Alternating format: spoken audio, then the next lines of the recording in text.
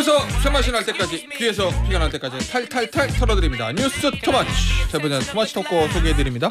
강찬호 중앙일보 논설위원, 박성태 사랑과 사회연구소 연구실장, 김준일 시사평론가입니다. 안녕하세요. 예, 안녕하세요. 안녕하세요. 안녕하십니까. 이거부터 해보겠습니다. 이거 오랜만에 돌아온 예측의 시간. 추경호 전 국민의힘 원내대표에 대해서 내란 특검이 구속영장을 청구했어요. 표결 방해 의혹. 요겁니다. 영장이 나온다 안 나온다. 일단 나온다 답만. 그리고 이유는 나중에 듣겠습니다. 자, 저는 기각된다 안 나온다. 네. 예. 기각에 돈을 걸겠습니다. 오, 예. 네. 저도 기각 7. 아니, 7. 야, 재미없는데 이러면? 정말 재미없. 제가 아까 한 거는 이해가 되실 것 같은데 이 두 분이 이런 거에 대해서는 아니 그게 자, 그러면 뭐 일단 정파성의 문제가 아니니까 이거는. 그럼요. 네. 일단 기각의 이유는요? 우선 제가 볼 때는 그 특검 측에서조차 표결 방해라고 이제 하지도 못하고 표결 장애라고 했지 않습니까? 그랬어요? 아니 그 기자들이 구체적으로 표결 방해가 어떻게 이루어진 거냐라고 하니까 방해라는 말을 제대로 못하고 장애라는 말이 나왔다는 거 아닙니까? 저는 그거 기각을 이거 정말 그 지금 몸이 어려우신 분들한테 참 안 좋은 말인데 장애라는 말이 그런 말을 세상에 이렇게 지금 제1야당 전 원내대표 한테 구속영장을 치는 특검이 그렇게 모호하고 포괄적이고 법적 용어도 아닌 말로 지금 세상에 구속영장의 타당성을 설명하려는 그 시도 자체가 이 구속영장이 얼마나 법적으로 이렇게 그 요건을 갖추지 못했는지를 방증하는 것이다 생각을 합니다. 그래서 제일 중요한 거는 결국은 관심법이라는 김재섭 의원 지금 지적이 저는 통렬하다고 생각하는데. 김재섭 의원이요. 특검은 관심법으로 추경호 대표의 방해 의도를 파악한 거잖아요. 그렇죠. 그러니까 중요한 건 이거예요. 결국은 추경호 의원이 구체적으로 그 의원들이 투표를 못하게 막아야 쓰는 어떤 행동을 해야 돼요. 딴 건 의도가 속에 있건 없건 그건 중요하지 않고 그렇지 않습니까? 그런데 지금 국민의힘 의원 누구한테도 이거 심지어 되게 비윤. 그러니까 윤 대통령 싫어하거나 추경호 의원하고 사이가 좋지 않은 의원들한테 물어봐도 추경호 의원이 그날 나한테 가서 표결하지 마세요. 라든가 아예 국회에 들어오지 마세요라든가 이런 걸 한 적이 하나도 없다는 거예요. 유일하게 공지가 뜬 거는 바로 본회의장 건너편 엎어지면 코 닿는 거리에 예결위 회의장에서 의원총회 열겠으니까 오시라. 그런 거밖에 없는 거예요. 그거는 오히려 거기서 표결을 결정할 수도 있는 거고 하기 때문에 전혀 그런 게 아니고 어떤 의원도 추경호 의원으로부터 투표를 하지 말라는 그런 그 어떤 의사를 전달받거나 분위기조차도 한 적이 없다는 게 지금 김미애 의원이라든가 김지섭 의원이라든가 그리고 결정적인 건 그리고 어저께 한동훈 전 대표예요. 한동훈 전 대표가 어제 이거 기각돼야 된다 그랬잖아요. 이게 제일 중요하다고 저는 봐요. 한동훈 전 대표하고 제가 얘기도 해봤는데 굉장히 이거 이제 그 입장을 내길래 왜냐하면 사실은 저는 관심이 좀 있었어요. 왜냐하면 사실은 이제 이 문제에 굉장히 연결이 돼 있는 게. 그 얘기는 두 분 얘기 먼저 듣고 그렇죠. 말씀하시죠. 자, 왜 기각될 거라고 보세요? 그러니까 이제 비슷한 취지기는 한데, 그러니까 그때 먼저 이제 상황을 재구성을 해보면은 그때 10시 59분에 의원총회 장소를 국회로 공지를 하고, 그다음에 10분 뒤에인 11시 9분에 국민의힘 당사로 모이라고 메시지를 내고, 그리고 11시 22분에 윤석열 대통령과 통화를 하고, 그다음에 또 11분 뒤인 그 의회총회 장소를 국회로 또 바꿔서 공지를 하고, 그리고 12시 3분, 자정 3분에 다시 국민의힘 당사로 모이라고 하고, 그러니까 굉장히 사실 1시간 10분도 안 되는 시간에 4번을, 그러니까 4번이 이제 3번이 바뀌어서 4번이 된 거예요. 이거는 그냥 누가 봐도 이거는 이상하다라고 하는 거죠. 저는 한 번 정도는 바꿀 수 있다라고 봐요. 그러니까 이게 추경호 원내대표의 주장에 따르면은 국회가 막혀 있으니까 당사로 했다라는 건데 이거를 계속 바꾼 거는 뭔가 이거 국회로 이제 본회의장에 못 들어가게 하려고 하는 의도가 있는 거 아니냐라고 언론에서도 있고 저도 그렇게 논평을 했거든요. 근데 법은 다르잖아요. 그러니까 법은 심증이 아니라 물증과 증언과 이런 걸로 해야 되는데 제가 그러니까 기각 가능성을 높게 보는 거는 지금 굉장히 전방위적으로 조사를 했지만은 이거에 관련해서 실제 그런 일이 있었다고 하더라도 이거를 증언할 만한 사람이 있었을까? 예를 들면은 원내대표실 압수수색도 하고 관련된 직원들 핸드폰도 압수수색하고 이랬단 말이에요. 근데 그거는 몰라요. 거기에서 물증이 나올 가능성을 배제할 수 없지만은 지금 현재 구성된 내용을 보면은 이를테면 한동훈의 본회의장 이탈 요청을 해서 표결을 방해했다라는 거는 이거는 일종의 구성이에요. 그러니까 제가 얘기했던 이런 어떤 정황 증거의 재구성이란 말이에요. 그러면 판사가 볼 때는 어쨌든 이 구속은 다툼의 여지가 있다. 그리고 증거 인멸을 했다라는 지금 증거가 안 나오잖아요. 추경호가 조사도 받았고 그러면은 이거는 저는 기각할 가능성이 조금 더 높다. 이렇게 봤는데 저는 이게 기각해야 되는 가능성이 높다고 보는 거지. 저는 솔직히 이거는 윤석열 지시 받고 그 앞에는 또 한덕수 총리랑 통화했고 그 앞에는 홍철호 정무수석이랑 통화했거든요. 이거는 저는 지시 받고 최대한 혼선을 주기 위해 이렇게 했다라고 저는 그렇게 보지만은 영장은 기각될 것 같다. 영장은 발부 우리가 이렇게 됐을 거라고 김준일 평론가가 개인적으로 짐작하는 것과 사법의 판단에서의 영장 발부는 좀 차이가 있다는 말씀이신 거잖아요. 저도 뭐 비슷해요. 그러니까 혐의가 소명, 그러니까 판사가 보기에는 이거 뻔히 그럴 것 같네라고 하는 단계까지 가야 되는데 혐의를 다툴 소지가 있다. 이 정도가 될 것 같습니다. 왜냐하면 저도 개인적으로는 추경호 당시 원내대표가 계엄 해제 표결을 막으려는 의도가 있었다고 봐요. 그런데 같이 8명 있었잖아요. 예. 이분들이 만약에 거기에서 저는 실제 표결 해제 계엄 해제 표결을 막으려는 의도가 있는 대화들이 오갔을 수도 있다고 보는데 그건 제 개인적인 추정이죠. 그런데 이분들이 증언하지 않으면 밝힐 수가 없죠. 표결 막아 이 문구가 딱 있지 않으면 그렇죠. 이분들이 근데 사실은 추경호 의원이 그랬어요. 라고 얘기할 만한 상황은 아니잖아요. 그래서 인신을 구속하기에는 이게 소명됐다고 보기는 어렵다고 보지 않을까. 그러니까 특검이 거기에 대한 오랫동안 사실 수사를 해왔기 때문에 혹시 정황 증거가 있나라고 봤는데 현재까지 봐서는 지금까지 나온 얘기 말고는 특별한 게 없어 보여요. 다만 요거는 우리가 변수를 봐야 되는 게 일반적으로 구속영장은 이렇게 언론에도 공개되고 하잖아요. 그러면은 그 구속 당하는 피의자는 방어를 위해서 이 논리를 그거를 보고 다 이제 준비를 하잖아요. 그렇죠. 그래서 현장에서 사실은 물증을 들이미는 경우가 꽤 있어요. 판사 안파에. 그러니까 이거는 아직 우리가 모를 비장의 카드가 특검이 들고 있을 가능성이 있습니다. 그래서 저는 현재까지는 기각이 높지만은 거기에서 딱 뭔가 나올 수 있다. 그렇게 그럴 가능성 배제할 수 없다. 자, 저 박 시장을 하나 더.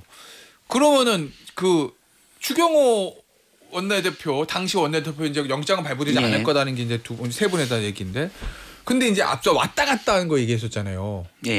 예를 들면 한동훈 당시 대표는 들어오라 빨리 의총. 근데 이제 뭐 나와서 예결위 회의장에서 모여서 의총을 하자 그러고 당사랑 국민의힘 왔다 갔다 하는 측면들이 있었잖아요. 그건 왜 그렇다고 짐작하세요? 저는 계엄 해제 표결을 막으려고 했다고 봐요. 중진들의 한동훈 전 대표 책에도 있잖아요. 당시 당장 국회로 가자. 계엄을 11시 한 20분경인가요? 국회로 가서 이거는 위법적인 계엄이기 때문에 막아야 됩니다라고 하니까 추경호 원내대표가 중진들의 의견도 좀 들어보시죠. 이런 식으로 추경호 원내대표의 모든 행동은 사실은 저는 계엄 해제 표결을 막으려고 했다. 나쁜 일을 한 거예요. 그런데 이게 그러니까 최소한 소명이나 증명되기가 쉽지 않다라는 거죠. 그렇기 때문에 기각이 될 거라고 예상을 하는 거지 추경호원이 죄가 없다라는 건 아니에요. 정치적으로는 저는 추경호원이 잘못했다고 봅니다.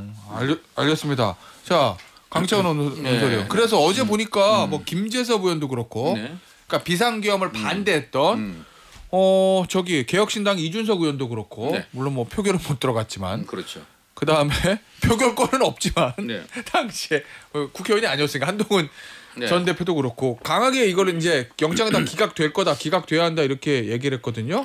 그렇죠. 그런데 어제 이제 한동훈 전 대표하고 통화를 하셨다는데, 그렇죠. 한동훈 전 대표가 어떤 입장을 내냐 궁금하셨다는 거잖아요. 굉장히 궁금했죠. 왜 사실은 궁금했어요? 왜냐면은 좀 전에 말했잖아요. 한동훈 대표는 18명의 의원들과 함께 본회의장에서 빨리 해제 표결을 하자. 이런 입장이었고 그리고 그 시점에서 추경호 원내대표는 중진 연석회의라든가 좀 더 상황을 보고 이제 결정을 하자라는 그런 거였으니까 한동훈 전 대표 입장에서는 추경호 원내대표가 원망스러웠을 수도 있을 것이고 그리고 굉장히 이제 특검도 사실은 그걸 포인트로 잡아서 그동안 집요하게 거의 스토킹 소리 들어가면서 한동훈 대표 참 출석해서 저희 좀 조사 좀 응해 주시죠.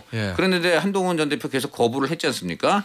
그러다가 어제 드디어 마침내 추경호 전 원내대표한테 영장을 치니까 바로 그런 관계를 저희들이 다 알고 있는 언론이 당연히 관심이 있죠. 그래서 저는 오전부터 그쪽 진영의 입장을 물어봤어요. 그랬더니 그쪽 진영에 계신 분들은 이거는 입장이 없다.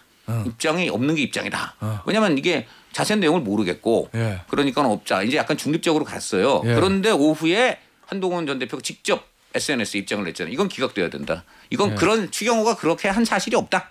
사실이 없다 그랬다. 제일 중요한 그거잖아요. 그래서 제가 이제 정확히 얘기하면 추 의원 등 우리 당 의원들이 계엄을 사전에 알았거나 도왔다는 증거가 없다. 그렇죠. 도왔다는 게 적법절차 결국은- 원칙에 네. 따라 기각돼야 된다. 결국은 추경호 여기서 이제 포인트는 추경호니까 지금 추경호 구속영장을 이제 청구당했으니까. 예. 그러니까 추경호의 부리에페보다는 추경호도 그 중에 하나인 거고. 그 도왔다는 게 아니잖아요. 그걸 얘기했지 않습니까? 예. 자 그래서 그걸 물어봤어요. 저 오후에 한동훈 전 대표한테 물어봤는데 저는 저 통화가 돼가지고 어떻게 이걸 내게 되냐 하니까는 이게 지금 저 뭐냐. 실제로 그렇지 않았기 때문인 거고 스태프들이 반대도 좀 있었다. 지지층에서 이렇게 되면 좀 싫어할 수도 있다라고 반대도 있었지. 저 이론이 많았다. 하지만 이거는 사실로 그게 이제 이건 해야 된다고 봤다 이제 얘기고 그러면 이 의미를 둬요 한동훈 전 대표가 지금까지 특검이 내 진술이 꼭 필요하다 그랬단 말이죠. 내 진술이 굉장히 필요하다 그랬는데 그래야지 이제 좀 한마디로 우리가 혐의를 둘 수 있다 이렇게 했는데.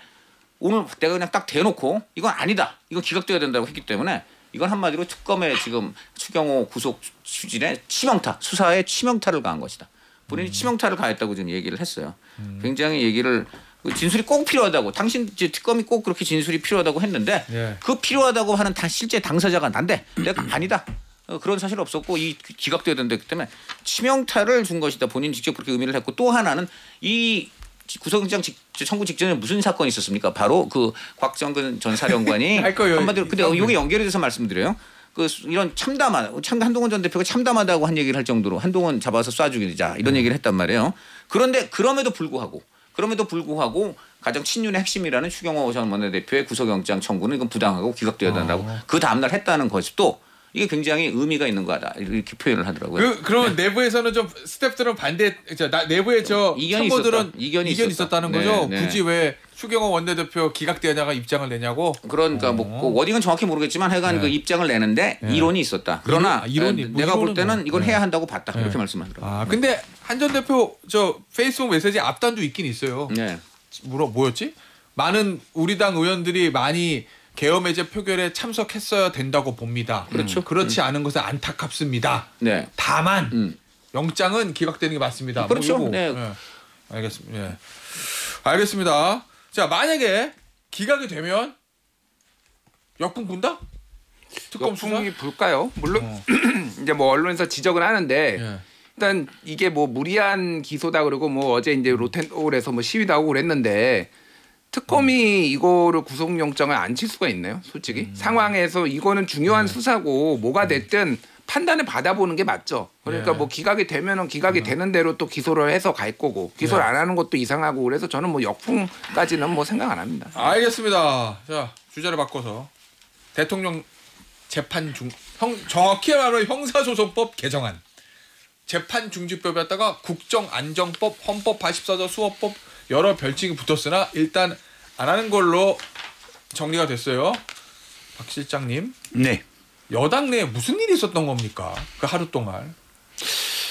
뭐 분위기는 예. 사실은 당 지도부가 급발진을 좀 했죠. 주말 사이에. 예. 그래서 박수현 평소에 안 그러던 박수현 수석 대변인이 이달 안에 재판 중지법을 통과시킬 수도 있다. 예. 그 가능성 좀 빨리 나갔습니다. 근데 의원들 사이에 이런 게 전반적인 공감대가 있었냐? 그렇지는 않은 것 같아요. 예. 그런데 대통령실과 일단 그제 오전이죠. 예. 협의를 해서 아침에 다시 밝혔잖아요. 박수현 의원이 페이스북을 쓴 뒤에 다시 안 하기로 했다. 예. 이 결정은 우리가 지금은 에이펙 성과를 좀 나타내는데 집중하자라고 해서 대통령실에 통보했고 수용됐다라는 게 박수현 대변인의 말이었습니다. 정확히. 그런데 사실은 조율이 된 거잖아요. 예. 이미 안 하기로 발표를 했잖아요. 예. 그럼에도 불구하고 강유정 대변인 또 뒤에는 강훈식 비서실장까지 나서서 제발 대통령을 정쟁에 끌어들이지 말라. 않기를 예. 요청합니다라고 한 거는 이미 다 협의가 된 건데 요청한다는 거는 대통령실이 사실 계속되는 정치적 급발진 당해 예. 여기에 강력한 시도를 보낸 거다. 더 물론 이상- 국민들에게도 얘기한 거죠. 왜냐하면 이런 얘기가 너무 다 투트랙이다 뭐 이런 얘기도 많이 있었잖아요. 예. 그러니까 그거 아닙니다. 우리 뜻은 명확합니다. 라고 대통령실이 입장을 정해서 예. 쐐기를 박았다고 보입니다. 아니 근데 나는 궁금한 게 이게요. 뭐 개별 의원들은 뭐 김영문 의원 같은 경우에 개별 의원들은 뭐 야 이거 재판 중지법 해야 돼라고 의견 제기할 수는 있는데 문제는 당 지도부에서 가자 하는 건 다른 문제잖아요. 이게 어떻게 보면 대통령의 신상에 관련된 거면 당연히 이거는 대통령의 의중을 물어봐야 되는 게 맞는 것 같거든요. 공식적으로 추진할 때는. 근데 그게 없었다는 거잖아요. 지금 당에서 발표했다가 바로바로 저 처리한 거 보면. 일단 뭐 대통령실하고 소통을 하기 전에 예. 당대표와 원내대표가 소통을 먼저 했었어야 돼요. 근데 그것도 안 원내대표 됐구나. 쪽에서도 지금 이걸 그렇죠. 몰랐다라는 거잖아요. 예. 예. 그러니까 저는 오늘 그 한국일보가 쓴 기사가 굉장히 눈에 띄더라고요. 제목이 뭐냐면은 예. 김어준이 띄우면 정청래가 화답, 강경 듀오 행보에 중도층 다 떠난다. 뭐 이건데 쉽게 얘기하면 이거는 뭐 이제 연결지어서 분석을 한 거예요. 예. 그러니까 지난달 23일에 김어준 씨가 이제 자기 유튜브에서 누가 그렇게 하겠어? 누가 이재명 재판 재개하겠어? 라고 생각하지 말고 이걸 막아야 되겠네요. 라고 얘기를 했고 그러면서 그 여론이 막 지지층 중심으로 막 올라오니까 정청래 대표가 2일날 이거를 갑자기 사법개혁을 5대가 아니라 7대이고 지금 재판중지법까지 해야 된다라고 확 이거를 판에 벌려버린 거예요. 그러니까 네. 그렇게 이제 분석을 했어요. 저는 이 추론이 굉장히 맞다고 봅니다. 그러니까 왜냐하면 정청래 대표가 지금까지 했던 방식들은 지지층들 강성 지지층 특히 이제 딴지일보 게시판을 중심으로 해서 이들이 어떻게 여론이 형성되냐. 딴지일보 게시판에 글도 남기고 막 그랬잖아요. 그러니까 막 네. 그러니까 이렇게 보고 지금 여론이 김어준이 그렇게 얘기를 하니 그쪽으로 확 간 거예요. 근데 이거는 원내대표랑도 소통이 안 되고 대통령실하고 소통이 안 되고 뭐 이런 상황인 거죠. 그러니까 이게 일종의 저는 명심팔이, 예. 명심팔이라고 봤는데 그게 들통이 나버렸다. 이게 명심팔이였던 게 들통이 이제 나와버리고 강훈식 비서실장까지 나와가지고 사실 이런 거 대통령 비서실장이 나와가서 하는 거 본 적 있습니까 전에? 잘 대변인 없죠. 없어요. 그러니까 이거는 참다 못해서 대통령 비서실장까지 나와가지고 개인 정치하지 마라. 명심팔이하지 마라. 대통령 끌어들이지 마라라고 공개 경고를 한 거다. 이렇게 보면 될 것 같아요. 그러면 그거는 저 대통령을 정쟁에 끌어들이지 말라. 이거는 정청래 대표에 대한 경고가 맞다. 맞죠. 뭐 이거 아니라고 보기가 힘들어요. 사실 이런 사안은 만약 정 문제가 되면 정무수석이 하죠. 그렇지 않습니까? 근데 비서실장은 정무수석 위에 있고 대통령 빼면은 그야말로 대통령실을 가장 높은 지위에 있는 사람이에요. 네. 이 사람이 했다는 건 사실 대통령 뜻을 그대로 전달했다고밖에 볼 수가 없고 정무수석을 통해서조차 해도 안 되니까 내가 비서실장까지 나서 보냈다라는 대통령의 뜻이라고밖에 볼 수 없어요. 예. 굉장히 큰 겁니다 이것은. 근데 이게 지금 집권 5달밖에 안 된 정권에서 네. 이렇게 지금 그 여당과 그 대통령실 사이에 엇박자가 나고 그다음에 원내 지도부도 어저께 무슨 표현을 썼냐면 문진석 이분이 원내수석 부대표가 뭐라 그랬냐면은 뭐 차마 이제 공개적으로 경고를 줬다라고까지는 이제 못하지만 이렇게 얘기했어요. 아니 대통령실도 탐탁지 않았을 것이다라고 얘기했어요. 이게 지금 저 2인 3각이라는 원내 지도부가 당 지도부에 대해서 할 말입니까 이게? 그러니까 이것만 봐도 지금 저 정청래 대표가 이제 급발진을 했다는 건데 저는 그렇지만 또 한편으로는 우리 강훈식 비서실장 워딩도 이게 국민이 볼 때 참 저는 실소가 나오지 않을 수 없는 게 아니 재판 중지법을 지금 거론하지 말자라는 건 당연히 이게 엄청난 위헌 논란도 있고 맞죠 여러 가지로 대통령 한 사람을 위한 위인설법이고 하니까 그거 이 거론을 중단하자 이러면 되는 거지. 그럼 그게 맞는 건데 뭐라 그래요? 아니 만약에 정말 판사들이 나중에 재판 들어가면 그때 가서 할 수도 있다는데 왜 지금 하냐는 투 얘기했잖아요. 이거야말로 우리 국민들이 볼 때 야, 저 사람들 진짜 만약에 재판 제기하는 순간 중지법 만들어가지고 그냥 법원 틀어 막는구나. 이 생각하는 거죠. 저는 이게 여기서 본심이 다 드러났다고 보고 그래서 지금 모처럼 그래도 대통령이 뭐 잘못된 행동에 제동을 거네 이렇게 보려던 시각을 싹 그냥 초록은 동색이네. 그렇게 바꿨다고 봅니다. 네. 그래요? 네. 아니 파란색은 동색인가 여기는? 네. 사실 뭐 민주당으로서는 안전장치를 이미 마련했다고 봐야 돼요. 네. 본회의에 상정만 하면 되거든요. 다 통과시켰고 재판 중지법이. 그래서 만일 저는 이게 사실 민주당도 마찬가지고 국민의힘도 마찬가지고 한쪽에 너무 지지층만 보다 보니 좀 약간 좀 뭐랄까요 담대하게 가지 못한다라고 생각을 하는데 예를 들어서 이번에 고등법원 법원장이 이론상으로는 재판 재개가 가능하다. 전 충분히 할 수 있는 말이라고 생각해요. 그렇게 물어봤기 때문에 거기서 안 됩니다라고 하기도 애매하잖아요. 제가 봐도 이론상은 가능해요. 그런데 어떤 판사가 물론 그럴 가능성도 있죠. 재판 재개하겠다. 그럼 국가가 엄청 혼란에 빠지죠. 사실은 그럴 수가 있기 때문에 그럴 가능성이 없는 건 아니지만 아주 적은 일이고 그럼 민주당은 여기에 과민 반응해서 사실은 했지만 또 안전장치도 돼요. 혼란에 빠지지 않기 위해서 헌재가 어차피 판단을 할 건데 헌법재판소가 헌법 84조에 판단할 건데 법으로 좀 더 명확하게 해놓고 안전장치 마련했기 때문에 이제 신경 안 써도 돼요. 그렇게 가면 될 일을 굳이 거기서 법을 만들어서 통과시키겠다 이러다 보니까 꼬이는 거죠.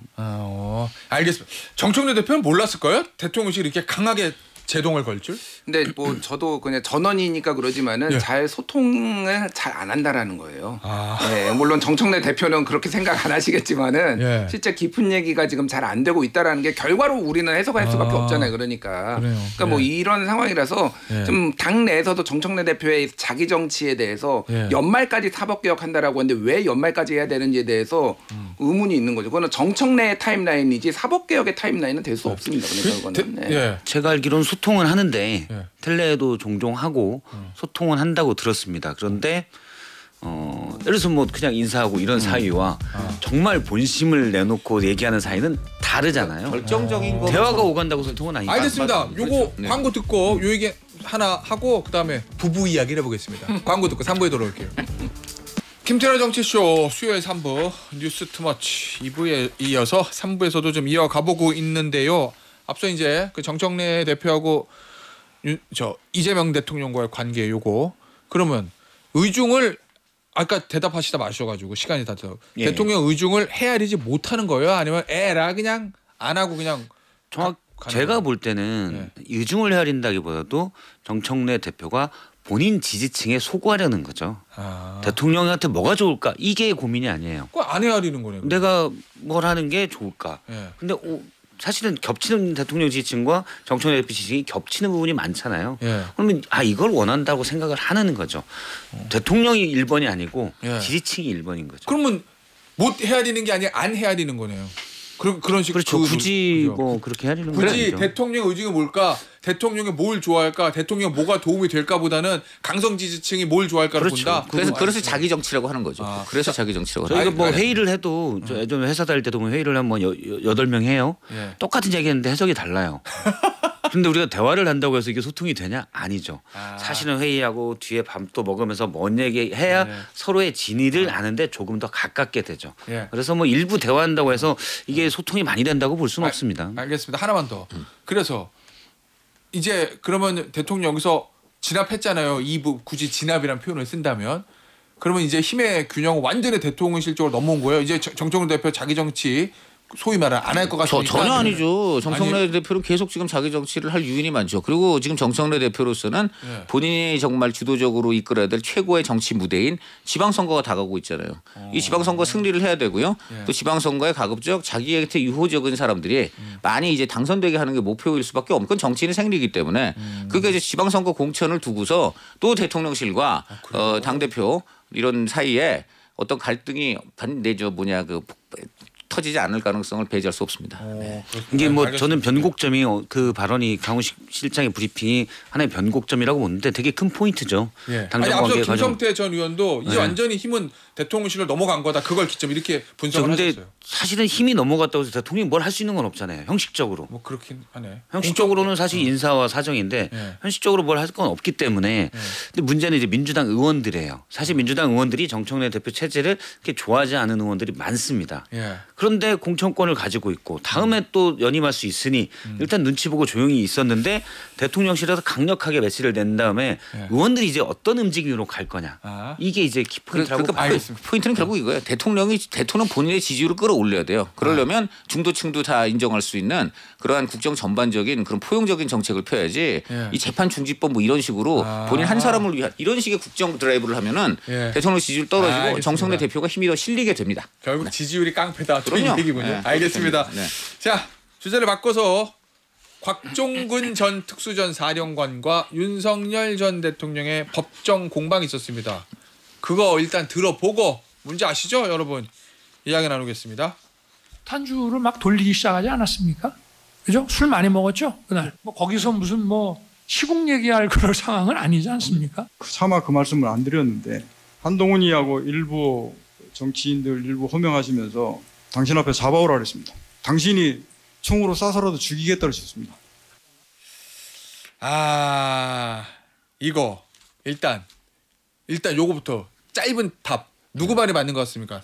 반만. 이거는 저 그때 안 들어가봐서 모르지만 대통령이 평소에 한동훈 전 대표를 비롯해서 당에서 자기 말 안 듣는 의원들 욕을 많이 하고 그다음에 뭐 계엄도 진짜 계엄이라도 저것들 해버릴까 꽉 잡아버릴까 이런 얘기를 사실 그 계엄 12.3 하기 몇 달 전부터 이야기를 주변에 했다. 이런 얘기를 제가 많이 들었어요. 여권 인사들한테. 근데 여권 인사들이 술 먹으면서 그 얘기 하니까 차마 그게 사실이라고는 전혀 믿지 않았대요. 여기 대통령이 좀 그냥 말을 좀 친한 사람들하고 좀 막 하는 스타일이기 때문에 그냥 워낙 화가 나니까 맨날 입법 폭주하고 출탄핵하니까 저것들 그냥 계엄으로 그냥 확 그냥 한번 뭐 이런 그야말로 그냥 감정적 토로로만 생각을 했는데 실제로 그런 말을 하긴 했다는 거죠. 그러니까 그런 비슷한 얘기를 들었어요. 근데 쏴 죽인다는 말은 저 처음 들었긴 한데 어쨌든 저것들 그냥 확 다 잡아가지고 뭐 계엄으로 해버릴까 이런 얘기를 했다는 얘기를 들었거든요. 그런 맥락으로 본다면 민주당 의원들은 계엄으로 이렇게 하고 그다음에 자기 당 내부에 자기의 배신자 이런 사람들은 직접 처단을 그냥 감정적으로 하고 싶다. 이제 그런 걸 저렇게 표현할 수도 있지 않았을까. 취중에 이제 그럴 수 있지만 그렇다고 저게 그야말로 진지한 명령은 아니죠. 왜냐하면 실제로 정말 진지하게 그렇게 명령을 내렸으면 그 다음날 장성들이 10월 2일 날 붙잡아서 데려왔을 거 아닙니까? 그러니까 저거는 이제 그야말로 취중의 한 얘기지만 저 얘기가 나온 맥락이 중요해요. 저게 왜 저 맥락이 중요하냐면 결국 10월 1일 국군의 날에 내가 곽종근 내가 한마디로 우리 장성들한테 그런 지시를 한 적이 없다라는 식으로 빠져나가려고 했기 때문에 무슨 소리냐 대통령께서 그런 얘기까지 하지 않았느냐라고 꺼낸 거예요. 그러니까 곽사령관도 저거 자체가 본질이 아니고 그런 식으로 정치 얘기 맨날 하고 군인들 보고 이런 거 하라고 저러고 지시한 거 아니냐. 그런 분이 뭐 이제 와서 안 했다. 이렇게 하느냐라고 하는데 가장 결정적이고 극적인 예시를 저걸로 든 겁니다. 그러니까 저게 본질 아닌데 10월 1일에 만찬에서 시국 얘기, 계엄 얘기 했냐 안 했느냐. 나는 그런 얘기 전혀 안 하지 않았냐. 이제 와서 말을 돌린다고 곽사령관은 판단한 거죠. 뭔 소리입니까? 한동훈 전 대표 쏴 죽인다는 그런 얘기까지 하셨잖아요. 그러니까 그런 얘기까지 했으니까 그것보다는 수위가 덜한 계엄 조치를 하자라든가 여러 가지 얘기가 할 수 있는 거 아니냐. 요 얘기를 한 거죠. 일단 윤석열 전 대통령의 발언이 개연성이 떨어지죠. 취지는 저거잖아요. 그날은 그냥 우리가 내가 셰프도 보내고 계란말이 하고 베이컨 구워서 그냥 술 막 때려 먹는 자리 아니었냐. 소맥. 그렇죠. 그 얘기인데 우리가 술 먹을 때 그냥 말없이 술 먹습니까? 보통 술 먹으면 울분을 토하고 자기의 최대 고민 가지고 경로를 하게 마련이죠. 당연히 저 얘기 나오는 거예요. 뭐 지금 윤 전 대통령의 주장은 나는 그냥 말없이 술만 먹었어. 그 말도 그러면 정말 제정신이 아닌 사람인 거고 저렇게 때려 맞았던 당연히 감정이 격앙됐게 나왔고 저는 저게 그냥 한 말보다도 이미 3월부터 비상대권 얘기를 계속 했잖아요. 사령관들 만나서 10월 1일은 저는 제 개인적으로는 마음속으로 이미 정했다. 그래서 좀 더 강하게 얘기한 거다라고 봅니다. 이거는 그러니까 그냥 빈말이 아니에요. 그렇죠. 빈말이 아니고 준비했던 게 그거는 근데 왜냐면 저거는 곽종근 사령관이 얘기를 했습니다. 그전에도 그런 비슷한 말을 했지만 그때는 좀 차원이 달랐다. 그러니까 이전 사령관들이 그전에는 대통령이 저런 말 하는데 원래 민주당에서도 계엄 얘기가 나온 게 그거잖아요. 사령관들하고 충원구 인맥끼리 밥을 먹었는데 거기서 계엄 얘기가 나왔다. 그때는 그냥 농담처럼 하거나 뭐 답답하니까 뭐 얘기했다거나 그렇게 볼 수 있지만 아마 사령관들도 자기들끼리 만나서 그 얘기를 했습니다. 대통령이 이걸 하는데 맞아? 라고 했는데 10월 그게 6월이거든요. 10월부터는 상황이 바뀌었다. 사령관들은 대통령이 계엄이 되게 진지하구나. 그때 인지하고 있었다. 그런 걸 느꼈다고 곽정근 사령이 얘기를 해요. 그래서 저 얘기는 빈말이 아니다. 이제 본인 마음속에 좀 더 추진 단계로 정말 해야겠다는 마음을 먹고 가는 거라고 봐요. 자, 김준일 평론가는 누구 말이 맞는 것 같습니다. 아니 뭐 당연히 곽종근 말이 이제 사령관 말이 맞을 수밖에 없는 게 이제 두 가지를 우리가 보면 되는데 하나는 그때 현장 지금 이 그 재판에서 이렇게 막 질의하다가 곽종근이 저 얘기했잖아요. 그러니까 윤석열이 어색하면서 말을 잊지를 못해요. 그러니까 허를 찔린 거예요. 사실은 생각지도 못했는데 그게 사실이 아니었으면 거기서 반박했겠죠. 내가 언제 한동훈이 총 쏴주기라고 해서 막 그러면서 했을 텐데 거기에서 추가 반박이 없었다라는 거는 인정한 거예요. 그러니까 사실상 어이없는 듯이 웃는 게 할 말이 없어서 그런 거다. 할 말이 없어서 그런 거죠. 그리고 더 건드려봤자 더 센 얘기가 더 있을 수도 있습니다. 제가 보기엔 그거를 곽종근은 나를 거짓말장이로 모는 거를 내가 지금 너한테 들은 게 한두 개가 아닌데 이거 다 까봐? 이렇게 지금 경고를 날린 거고 거기서 윤석열이 꼬리를 내렸다 이렇게 보면 될 것 같고 더 있을 수도 있다. 더 있을 수 있죠. 그러니까 이게 추정이죠. 추정인데 비상계엄의 본질이 아니니까 곽종근은 그걸 얘기를 안 한 걸 뿐이에요. 그러니까 특검에 가가지고 그거 하나가 있고 뭐 아시다시피 윤석열 대통령이 뭐 소위 말해서 쌍욕을 한 게 뭐 정치인들 제가 국민의힘 분들 얘기 들으면 내가 태어나서 이런 쌍욕은 처음 들어봤다 뭐 이런 분들이 한두 명이 아니에요. 내가 들어볼 욕은 여기서 다 들어봤다. 그러니까 뭐 이게 하나도 놀랍지 않은데 저는 그러니까 그럴 수 있어요. 뭐 이준호 그 국민의힘 대변인도 뭐 친구끼리 뭐 너 죽인다 이런 얘기 할 수도 있다 뭐 이런 얘기도 하는데 친구들끼리 왕왕하는 말이라고 이준호 국민의힘 대변인이 그랬어요. 제가 그러니까 하는 건 그런 겁니다. 이걸 만약에 윤석열 대통령이 정진석 비서실장하고 이렇게 술을 먹으면서 야, 동훈이 걔는 그냥 확 그냥 해버릴까 뭐 이런 얘기를 했으면 그냥 맥락상 이해가 가는데 총을 들고 있는 군인들 앞에서 왜 군인들한테 이런 얘기를 하나요? 군인들하고 술 먹는데. 그러니까 이거는 TPO도 안 맞고 그냥 아무 생각이 없는 사람이다. 이 사람은 윤석열은. 그렇게 보여요. 왜 군인들하고 10월 1일 날 국군의 날에 그게 지금 국군의 날이라고 하셨는데 그게 윤 대통령한테는 건희의 날이었던 것 같아요. 건희의 왜 날이요? 그러냐면 그때 김건희 여사에 대한 문제 제기가 여당에서 굉장히 막 올라오고 있었잖아요. 그때 한동훈 지금 전 대표도 어제 이거 관련해서 참담하다는 입장을 냈는데 저 읽어드릴게요. 10월 1일 무렵은 제가 여당 대표로서 당과 정부의 성공을 위해 의료사태 해결, 김건희 여사 비선에 대한 단속, 김 여사에 대한 민심을 반영한 특별감찰관 임명을 비공개로 요청하고 있을 때입니다. 이거 세 개 다 당시에 윤통이 제일 싫어하는 보세요. 거 거기 지금 3개 중에 2개가 김건희 여사잖아요. 그러니까 비선 단속, 그다음 특별감찰관 임명. 그러니까 국군의 날 윤 대통령 머릿속에는 또 내 아내를 건드리는 저 민주당도 아니고 우리 같은 식구는 한동훈을 비롯해서 이놈들 진짜 이게 정말 뭐 해버리고 싶단 말이지. 이런 생각이 들 수 있는 그런 상황이었던 것 같고 그렇다고 지금 좀 전에 말한 대로 딴 사람들도 아니고 실제로 총을 두고 국방을 담당하는 장군들 앞에서 저런 얘기를 했다는 건 아무리 치중이라 그래도 저것은 정말 적절치 않은 것이고요. 또 장군들이 그런 얘기를 들으면 물론 취해서 저러시나 보다라고 넘겼겠죠. 100% 넘겼겠지만 마음 한구석에 좀 찜찜하고 좀 그런 게 있겠죠. 저러면 안 되는 겁니다. 제가 앞서 이제 소통이 되게 어렵다라고 얘기했잖아요. 근데 지금 사령관들과 대통령이 그렇게 친하냐? 그건 아니잖아요. 오랫동안 같이 한 자리도 아니고. 그러면 정말 지금 말씀대로 TPO 말씀했는데 그 말씀대로 예를 들어서 그럴 수도 있는 거예요. 그 자리에 모인 별이 최소 13개입니다. 나가면서 예를 들어서 모 사령관이 예를 들어서 여인용 방첩사령관이 어쨌든 대통령과 좀 더 가까우니 다른 사령관이 여인용 근데 우리 그럼 한동훈 계속 위치 추적하고 있어야 돼요? 그렇게 물을 수도 있는 거예요. 그렇게 위험한 발언입니다. 저게. 왜냐하면 군인들은 그걸 진심으로 들을 수도 있는 거죠. 과하긴 한데 대통령이 시키면 어떡하지? 왜냐면 우리가 아무리 가까운 사람도 사실 부부끼리도 소통이 잘 안 되잖아요. 저럴 수가 있는 겁니다. 그거 되게 위험한 성정을 가진 분이죠. 그래서 결론은 하나예요. 윤 대통령이 딴 거 모르겠는데 지금 부하들 천덕수 총리를 위시해서 그 내각과 당과 군 이런 사람들 관련됐던 모든 부하들한테는 책임이 없다. 그날 내가 한 거다. 그 다른 부하들한테는 더 이상 이제 법적 책임 묻지 말고 내가 다 안고 갈 테니까 그 사람들은 뭐 풀어주거나 더 이상 이제 수사하지 말아달라. 저는 이게 올바른 정도라고 봅니다. 지금 본인이 그렇게 지금 국민들한테 이렇게 큰 우려를 끼치고 지금 나라를 사실 들어먹는 큰 잘못을 저질렀는데 그때 우리나라라는 게 그렇잖아요. 원래부터 과거부터 우리 중앙 집권제인 나라고 왕의 나라였고 결국 대통령이 뭐라고 하면은 밑에 일단 부하들은 일단은 따를 수밖에 없는 그런 나라입니다. 그런 나라에서 이런 잘못된 그냥 그야말로 즉흥적이고 이런 정말 준비도 안 된 말도 안 되는 계엄을 때려놓고 이제 와서는 내가 그때 그런 얘기 안 한 거 아니냐라는 식으로 이런 식으로 지금 그 도망만 가려는 태도가 나오니까 그 부하였던 그 곽사령관도 욱하고 나온 거라고 봐요.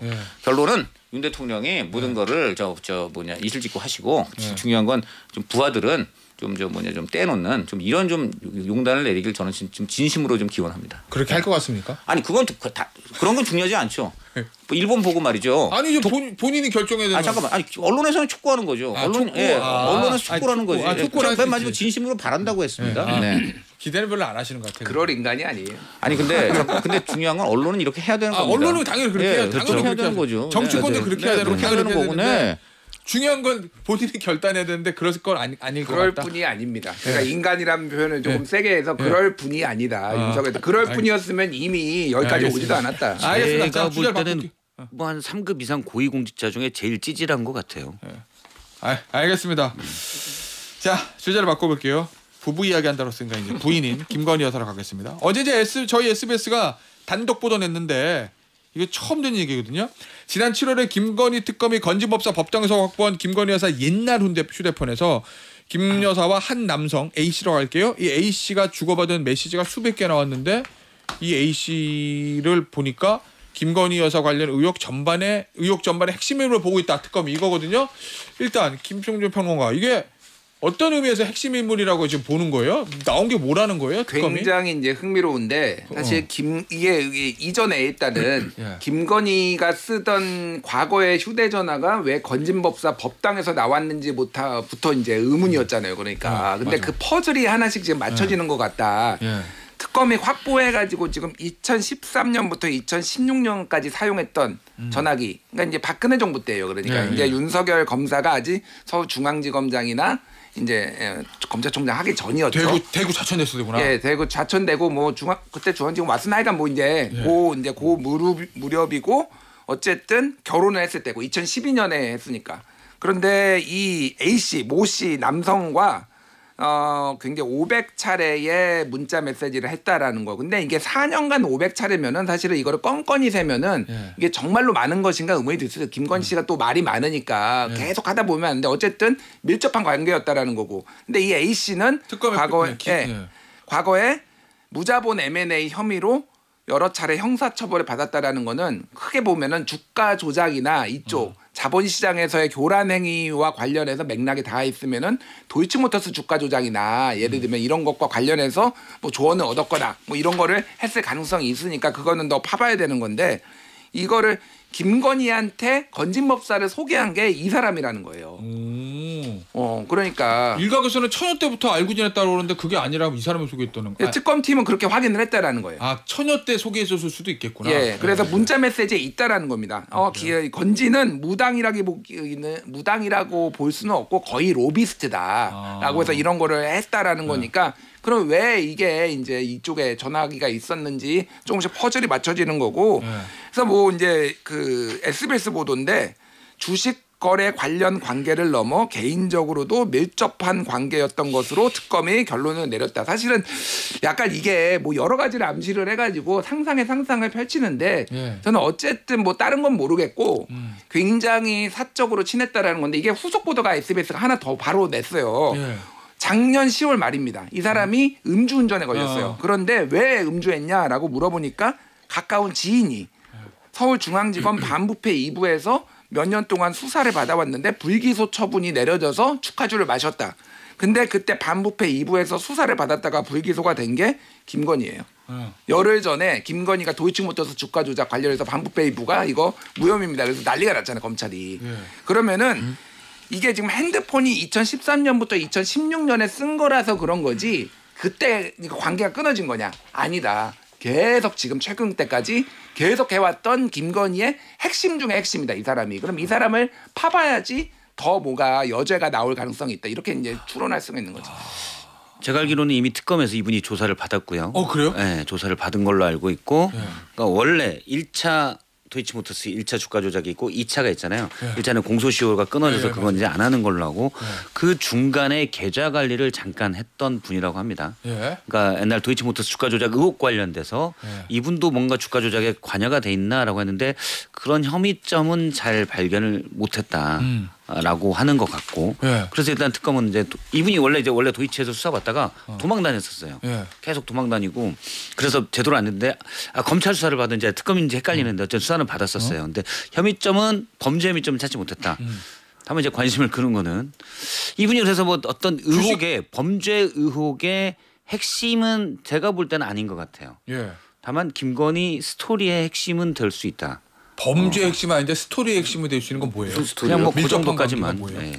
네. 나 몰라가지고. 그리고 앞서 이제 지금 말씀하신 근데- 어제 아니, SS 근데 그거는 그래요. 네. 왜냐하면 지인이 무죄 받아 불기소 받아서 그 기분이 좋아서 한잔했다고 그랬잖아요.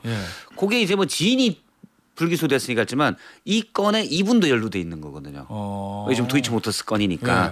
그래서 아이고 나도 해방이구나. 뭐 그랬을 수도 있다. 근데 그러더라고요. 어제 SBS 보도 보면 진수는 김건희 여사를 무죄 받은 사람, 무혐의 받은 사람은 김건희 여사에만 암시할 수 있는 말을 했는데 조서에는 그냥 지인이라고 기재했다는 거거든요. 근데 나는 하나 놀라운 게 음주 조사할 때 음주 왜 했냐고 물어는 봐요. 근데 술을 왜 먹었냐고는 꼬치꼬치 안 묻거든요. 저 그게 너무 이상해요. 근데 이 사람이 막 얘기했다는 거야.